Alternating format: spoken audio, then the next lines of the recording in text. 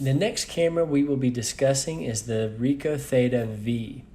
Now the Theta V came out in 2017, September of 2017, so it's a little bit older of a camera.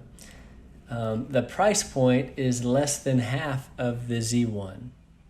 So this came out, the Z1 was an iteration, an upgrade from this a couple years later. Now, the main selling point of this camera is that it integrates with Matterport. It's one of the big three, the Insta360 the Ricoh Theta V, and the Ricoh Theta Z1 that integrates with Matterport. So if you like Ricoh Theta as a company, you feel most comfortable with their apps and their software, then this is a cheaper way to get into doing Matterport tours, which is such a, it's kind of like the Rolls Royce of the industry. However, this camera I would say is not the best for a number of other things. The video, first of all, there's a limit to how long your video clips can be.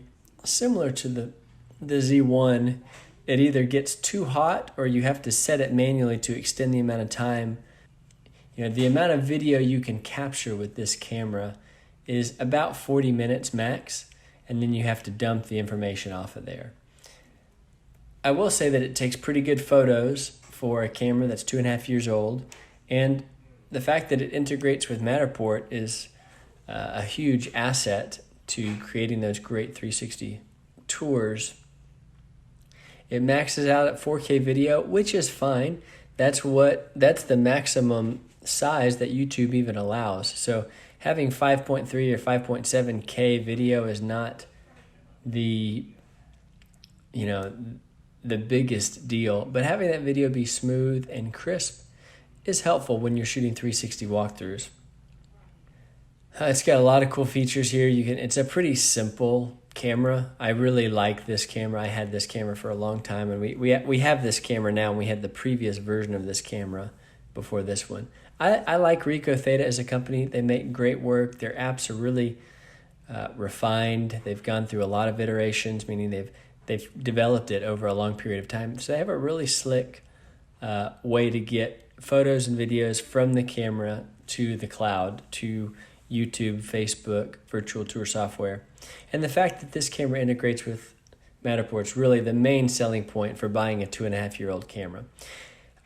Personally, I think if you were going to spend almost $400, I think this one retails for $380 on Amazon.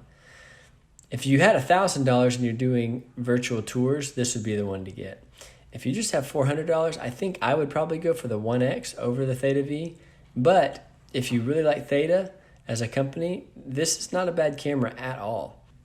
So you can check out how to get started with the Theta V, both the unboxing and which is where we unwrap the product and see all the cords and cables and stuff that's in there and explain what everything is, as well as you can see the early how to get up and running with this camera, the basic functionality of this camera, how to turn it on, take a picture, take a video, upload, send to your camera roll, all that stuff we cover in our basics of each of these cameras that we have.